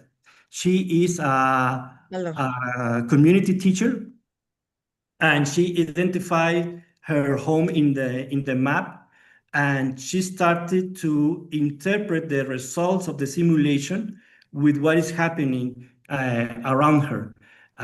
There was a vacant lot, and she used so she could urbanize it and see what could happen. And she told me, she started to talk about a lot of things that she learned through the use of the simulator, not because I was telling her, but because she used it, the simulator. Lastly, I would just like to show the interface. We need to wrap up, Dr. Sandoval. Yes. Because we still have 2 more speakers. We were doing overtime. Okay, sorry. So this is the urban interface. I was going to explain it, but it's a very simple thing to use, but I will skip it, and I will just thank you for your attention. I will be attentive to your comments. Thank you very much. Wonderful. Thank you for that inspiring and very scientific, but very grounded project that is going on right now in Mexico. Thank you for your intervention, Dr. Sandoval. We still have 2 more speakers, ladies and gentlemen. This means this is going to stretch for a few more minutes, maybe 15 minutes, and then we do the QA. So now I'd like to introduce our next speaker from the Philippines, Professor Juvie Del Monte. She is an educator, community leader, and content creator based in the Philippines. She is an instructor at the Technological University of the Philippines and serves as the NCR president of the Women's Federation for World Peace International Philippines. Let's welcome Jovi Del Monte. Professor, please welcome and good evening. Good morning. Thank you Mr. very Epinas. much. Yeah, thank you very much, Ms. Parivir. I'm truly inspired by our previous speakers. So inspired that I'm getting a healthy dose of butterflies right now. But in all seriousness, I'm deeply grateful for the opportunity to be here and to learn from such brilliant minds. So let me just share my screen.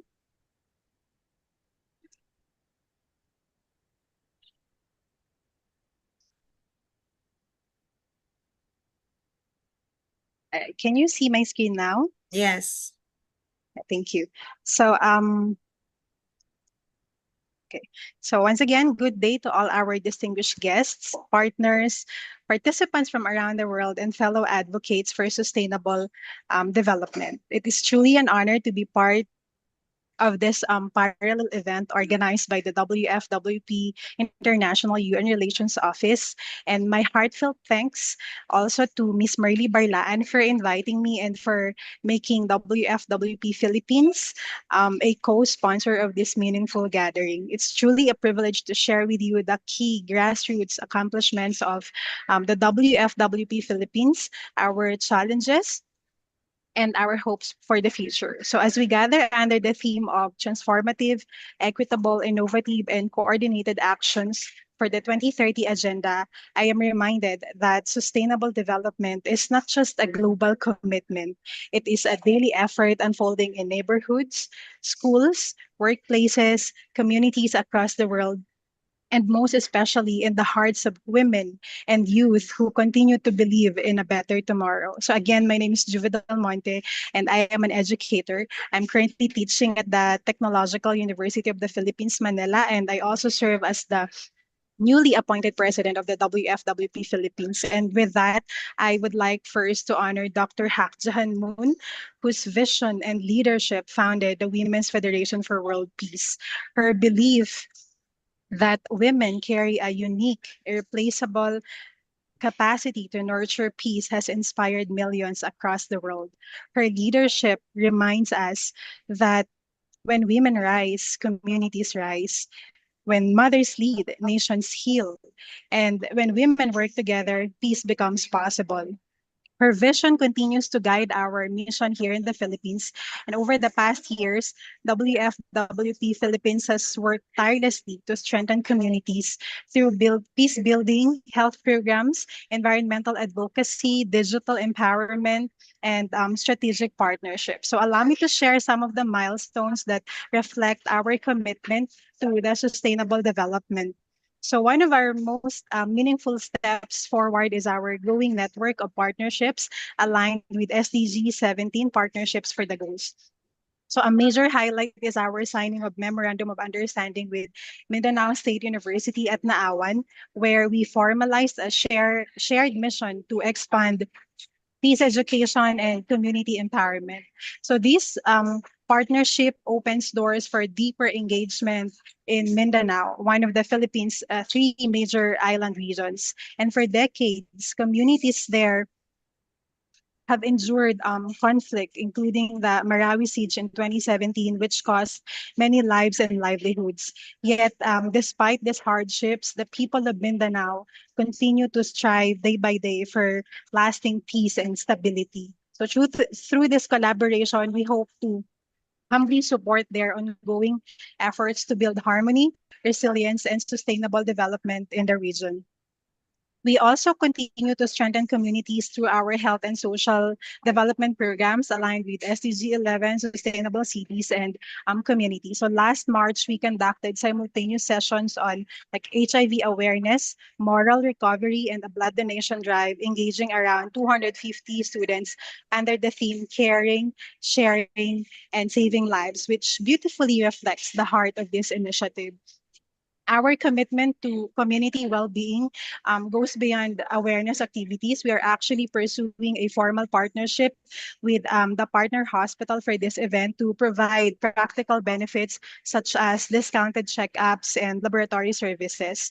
So for many families, affordable healthcare is not just helpful, it is essential. So through these efforts, we affirm a simple truth that when we invest in the health of our people, we strengthen the foundation of our communities. And when communities are healthy, they become more resilient, more empowered, and better prepared to shape a sustainable future for all.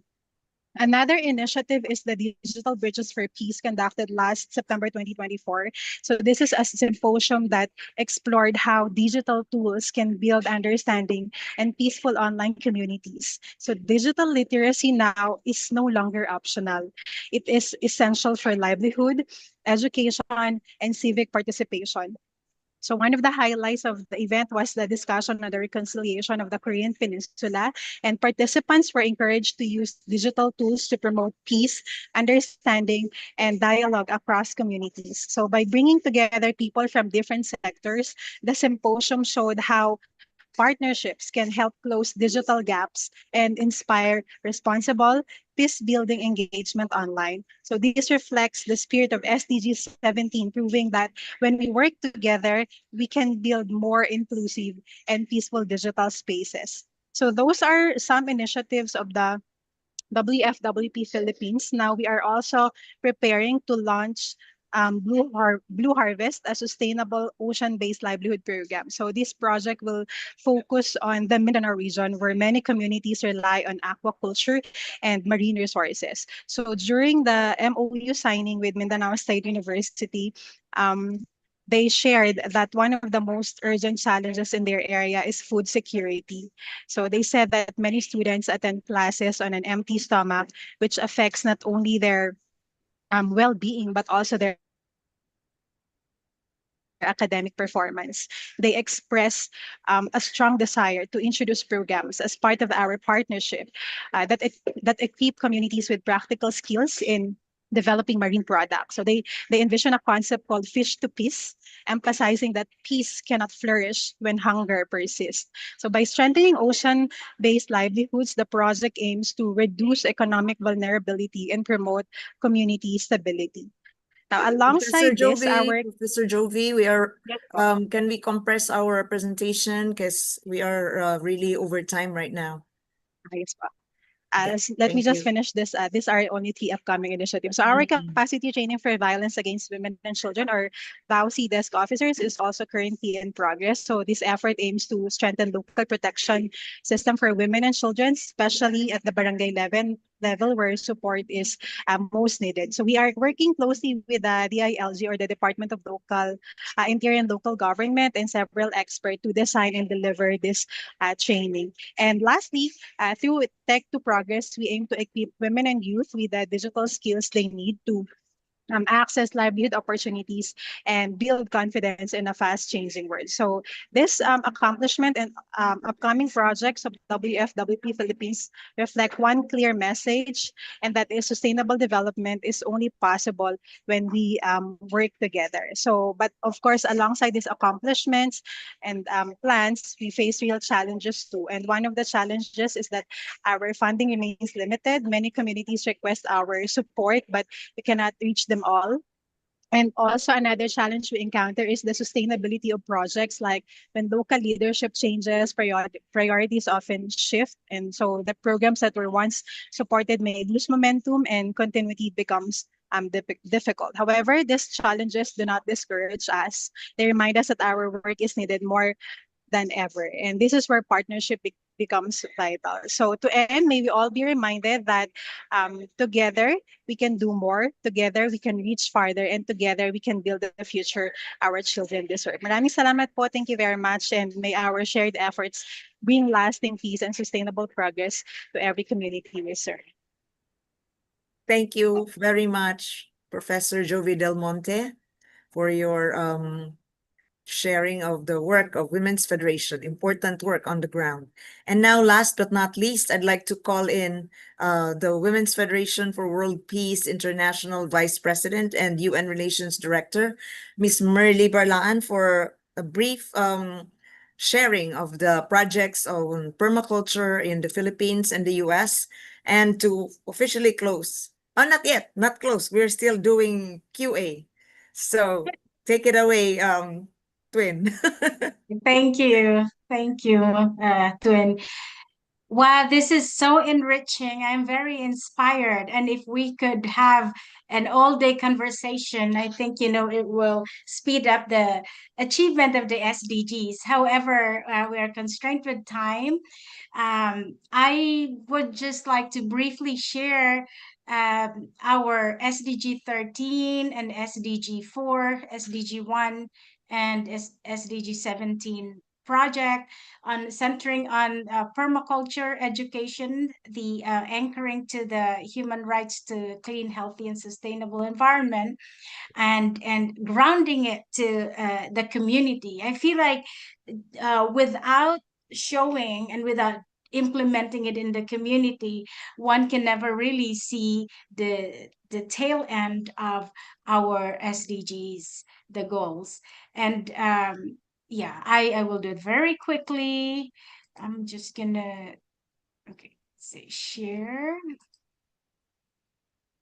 Okay.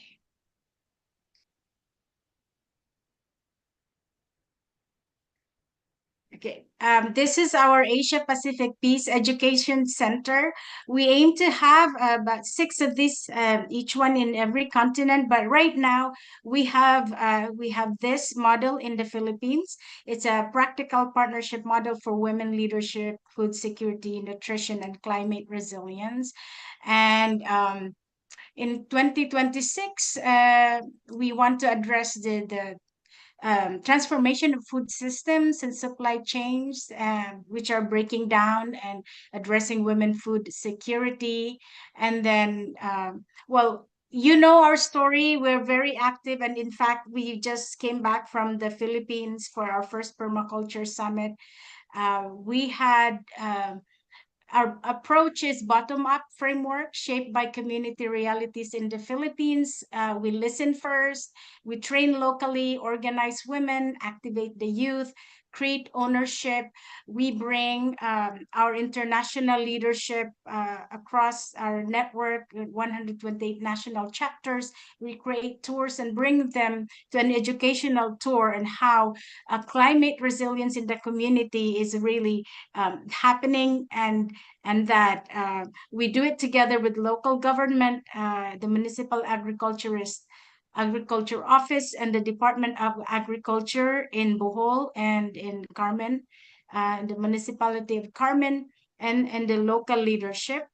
And so we've been doing this for the last 5 years, but only in the last 2 years that we have gained traction and international traction and interest. So right now we have, in my village alone, we have 35 farmers who have gained the certification of permaculture design thinking, and these are farmers, and we gave them scholarship to the UP Open University on permaculture design thinking. And this is they are productive. They are doing vlogs of their increased production in their farming. So women gain agency, food became more local, nutrition improves, youth see pathways of being attracted to farming and agriculture rather than just purely on technology and city urban life. And so partnership, invest in women-led learning hubs. We back youth pathways in food systems and scale through partnerships. This is how we are seeking partnership and actively promoting permaculture, and not just in Philippines but also bringing it here in New Jersey in the US.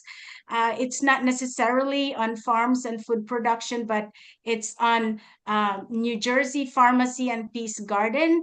It's planting, creating gardens with herbs and medicinal effect. It's a community organized, nature based, homegrown solutions towards health, healing, happiness, and higher consciousness. It's a project of our Women's Federation Global Peace Ambassadors. And actually, I want to invite you. Here's a registration link, the QR code. It's happening on July the 25th. It's in New Jersey. If you want to participate, no, you don't need to registration fee, but please bring a pot of herbal medicine, herbal plant. So we are going to plant together, and we have many fun activities.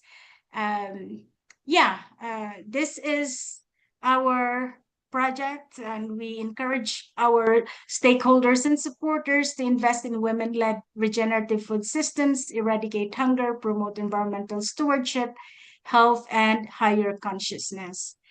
And that's it for me. And for my closing, do I need to do closing for now, or do we have we have QA. questions? What is QA, the yeah, QA first. what is the and feeling then of the people here? Do you still want to stay for questions? I have 5 minutes. 5 minutes. Okay, so I will shoot the first question. Thank you, Twin, for your input on our projects on permaculture and climate action. This question goes to ARD Evelyn Castro.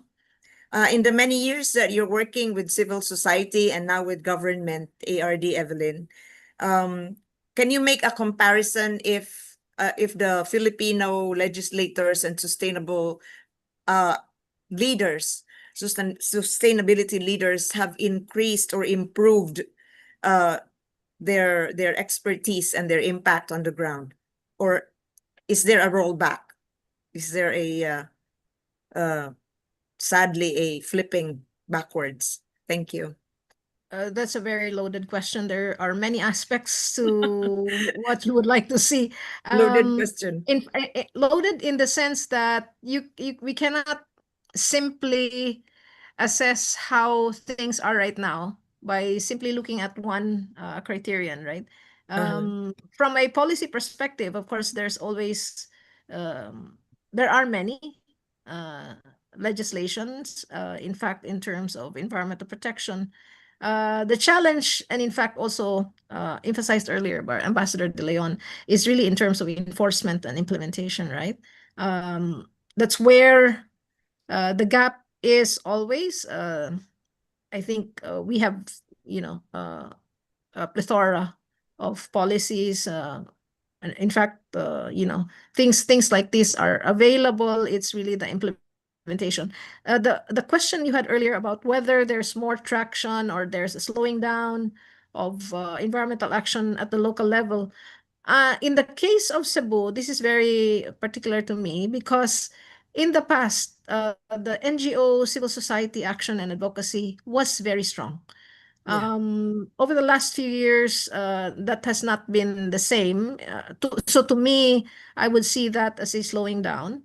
You don't see before you had very strong organizations really pushing for environmental protection, watershed management, biodiversity conservation, but that has somehow diminished over the course of maybe 10, 50 years.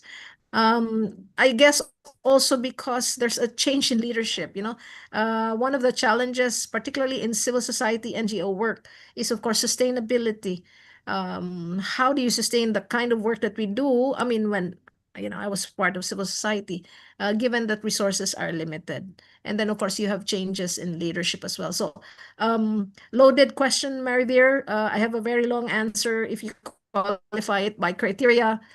So, for at least for now, I would say that one, we are really definitely lacking in terms of enforcement and implementation, even as a clear example, waste management. Urbanization has, overtaken the work that needs to be done. The gains that may have been achieved over the last few years can easily be diminished because of many things, disruptions, typhoons, the likes. So Yes, there has been some work, but there's some slowing down. There's a need for better enforcement and stronger and more robust implementation, and definitely the need for leadership, the need for a more active citizenry engaged in the various work that we do. Environment protection is only one of the elements that we would like really strong participation among the people, the community, and of course, really translating it to policy and importantly, action. Thank you. Thank you so much, ARD Nacario Castro. So now a question for Dr. Sandoval from Ms. Merly Barlaan. Is this matrix adopted by the city already as a guide? Is it improving the delivery and accountability expected from urban city planners? Yes, that is a very hard question also. There is a good thing and there is let's see a sad thing. The good thing is that it's public policy. Here in Mexico, when we say that a document is published, it is now taken as law, and it must be followed by any government, whatever political party there is in the current moment. So the good thing is that it is public policy. The not so good thing is that we have recently have changed political parties, and I have even a doubt that if even they know this chart exists, even though it is published and is public public policy. But what we are doing right now, according to our experience, is that projects that have the longest lifespan are those projects that have a citizen counterpart. So because if it's only published but people don't know about these public policies, it's not so good.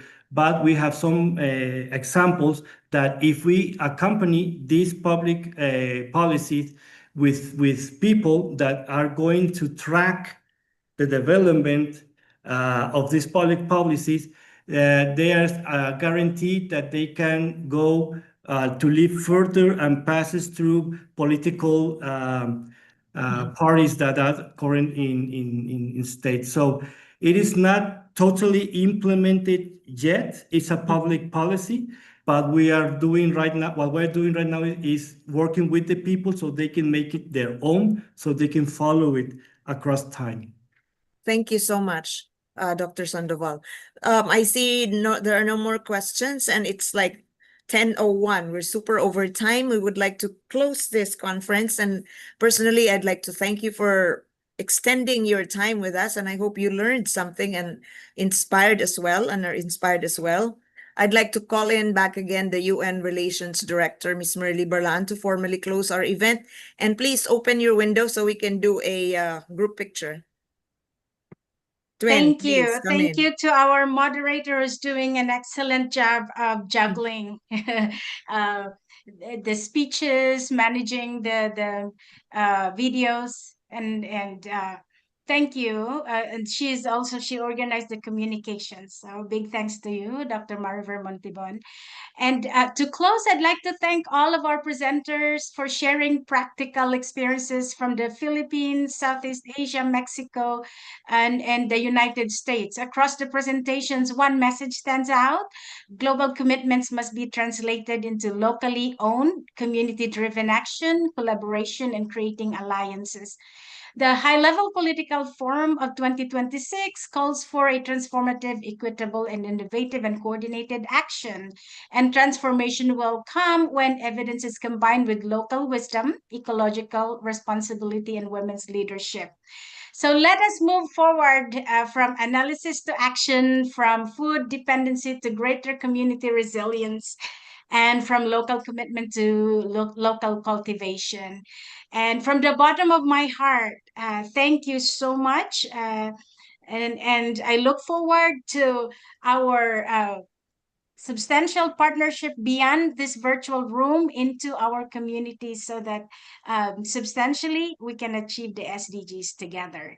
Have a good night, good morning, and good day, everyone. God bless everybody. you all.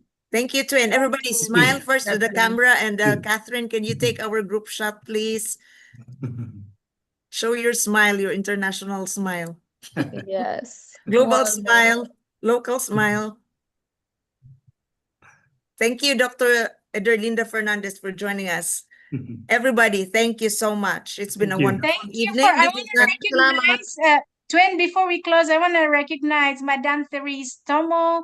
She's the president of thanks, the ma'am. United Nations African Mothers Association. And so these are the Awesome. Association of the Ambassadors' Wives. So thank you, Madame Therese, for your support to our event, even though it's already 10 p.m. here in New York. And thank you, Yes. everyone. Thank you, Dr. Thank you, Evelyn, everybody. This is Ambassador not the last. We Mayan. will be in touch with Dr. Javier, Sandoval Yes. Sandoval, and Ivana, Ivana, Maria, Dr. Santiago, Dr. Maria, Maria, Santiago, and ARD Jovi, Castro. uh, We will work Del together. Monte. Everyone, thank you. And to our own UN representatives here in New York, thank you, everyone. Thank Thank you, you. Good Priscilla night. and Maria. Thank you. Everybody, Thank you, everyone. Everybody. see you Dr. Remy, around. you're there. Bye Yes. for now. Bye-bye. Thank you. Bye. Thank you.